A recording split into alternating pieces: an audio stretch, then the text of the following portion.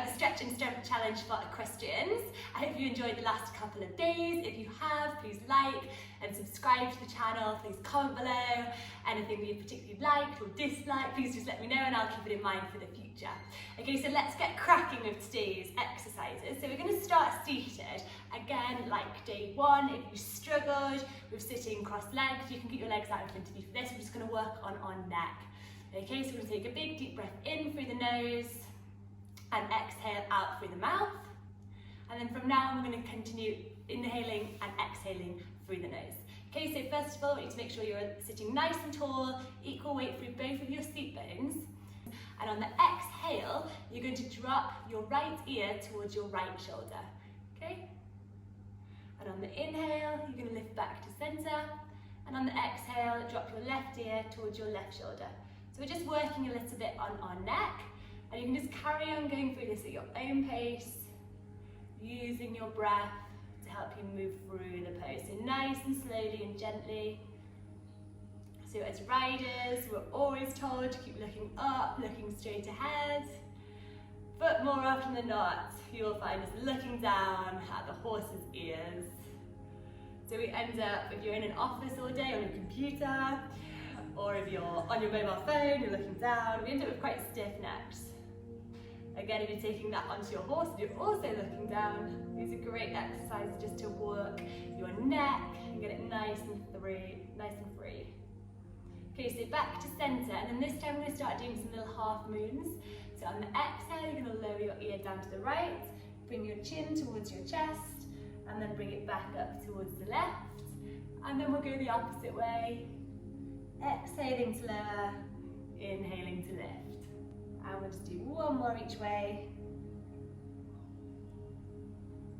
And then we'll come back to center. Really good. Okay, so from here we're going to go into our cats and cow pose. We did this yesterday. So we're going to all fours.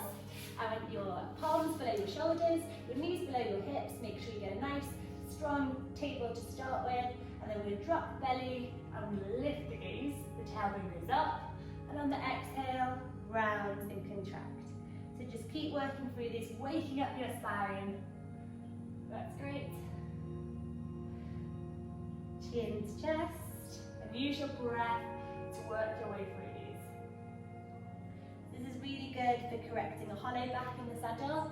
So whether you have any back issues, your instructor, you've got a hollow back, this is really good for correcting that. And it also helps relax your back. Good. And then we're going to get back to our center point. From here, you're going to lift your right arm up to the sky, so you can follow it with your gaze. If you can't, don't worry. And you're going to thread it through and allow your cheek to rest onto the mat.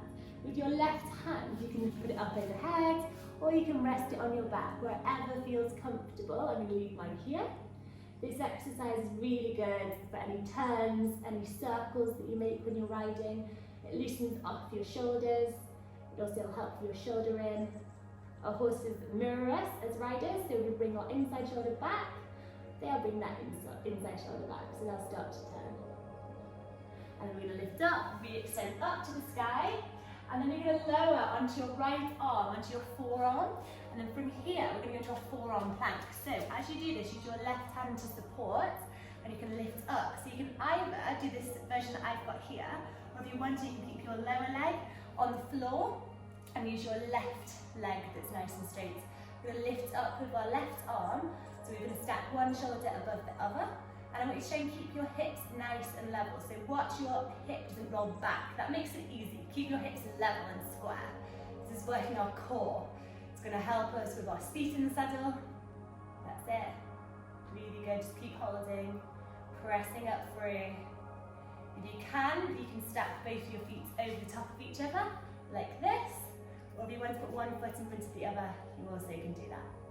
Okay, so whichever version you are in, we're just going to hold for 3, 2, 1, and then lower back down, and we go back into our tabletop pose, and we're going to re-extend our left arm up to the sky, follow it with your gaze, and then thread through, and let your cheek drop to the mat. So as you do this, feel the difference between both shoulders. Feel if one is a little bit stiffer than the other. And see if you can relate that to your horse. Do you find your horse goes a little bit more stiff on one wing? So keep inhaling and exhaling as you go. Let it all the way down into the bottom of your belly and then back up. And then re-extend up. So if you can follow it, you can move a little bit more. From here, put your forearm down to the mat and we'll go into our side plank this direction. So pick the variety that you want. Lift up with those hips, watch they don't drop. And see, if you're losing your balance a little bit, you can look at a point in front of you. Just watch that top hip doesn't roll back, keep it stacked above each other. Shoulders are stacked, hips are stacked, ankles might be stacked. That's good, use core strength. For 3, 2, 1, and relax back down. From here, we're just going to lower our hips to the ground. We're going to keep our palms down. You can just come in a little bit towards your body. You're going to lift up, bringing your heart forward. That's good. Shoulders are down and away from your ears. Hips are on the ground. Feet are flat out behind you. And then from here, you're going to relax down. Press up into our first downward facing dog. So if you go, if you've not done this before, go to your tabletop pose. Your palms can go a little bit in front of your shoulders. You tuck your toes under, you push up, lift up and back with your hips. And through this down dog, we can paddle out our feet. Okay, so you're pushing one heel down, then the other. And our aim is to bring our chest close towards our thighs, okay? So we're working here on our long leg, our low heel. It will also help straighten up your upper body when you're in the saddle. And it will help you improve your brain aids. They'll be more accurate to the horse because your upper body will be more stable. So now with your right heel, I want you to press down and stretch that calf. Keep pushing your chest towards your thighs. Good. And then switch sides and push down for your left heel. This is working on that heel. If you struggle keeping your heels down in the saddle, this is the exercise for you. Fantastic. And then we're just going to slowly now lower our knees back down to the mat. So on your knees below your hips, we want your feet flat out behind you. So our palms are nice and flat to the ground, and we're just going to work a little bit on our coordination now. So we're first of all just going to start by seeing if you can lift one arm up and out in front of you, keep your gaze down, and then bring it back in. And then you're going to try the other arm up and back in. Keep your core engaged. Now if you want to join with me, you can try and bring your right arm and your left leg out. Okay, so slowly, and we're going to hold. This is working on our inside leg, outside rein coordination. Keep holding. If you're just using your arms, keep holding that arm out. Use core strength to balance. And then now you're going to tuck in, knee to chest, elbow also comes in. And then we swap sides. So we're going to lift up with our left arm. You can just use your left arm if you want to, or if you want to join with the left arm, right leg. We go up, belly button back towards our spine, and we hold. That's it, keep holding. Really good. And then squeeze in. And relax, let's go again, one more each side. So we're going to lift up, keep the core tight and engaged. This will also help work on your deep seat. It will also help you if you struggle with being in front or behind the movement when you're on the horse. These are really good exercises if you're riding. And then we bring in, and we relax back down, and then we go the opposite side. Hold, keep looking down, think of your balance. Fantastic, keep going, keep breathing. If you're struggling, remember that's why you're here. And squeeze it in, really good. Well done. So we're just going to finish today sitting in, I will face you to this one, sitting in a little butterfly pose. So if you can, bring the soles of your feet together, so they touch, and you're going to sit really tall with your upper body, so equal weight through both of your seat bones as if you're riding a horse.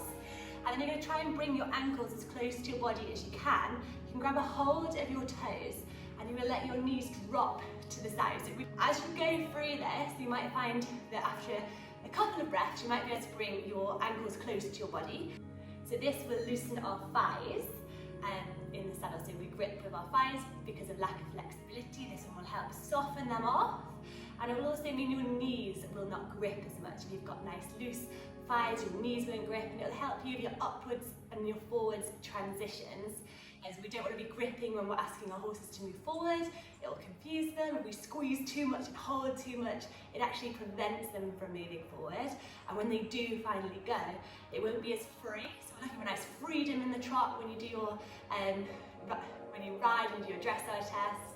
The judge is always looking for nice free moving horses with a lovely rhythm, but if we're gripping with our knees, we end up with a horse that moves forward a little bit awkward, not free, and it also lacks rhythm, so it doesn't look as good to watch.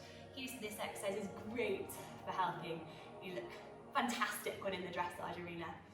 So sit lovely and tall, and then now we can come out of the pose and you can cross your legs, and we've finished for today. So I hope you've enjoyed it. If you have, like, comment below, let me know how you got on, and I look forward to seeing you tomorrow. Bye!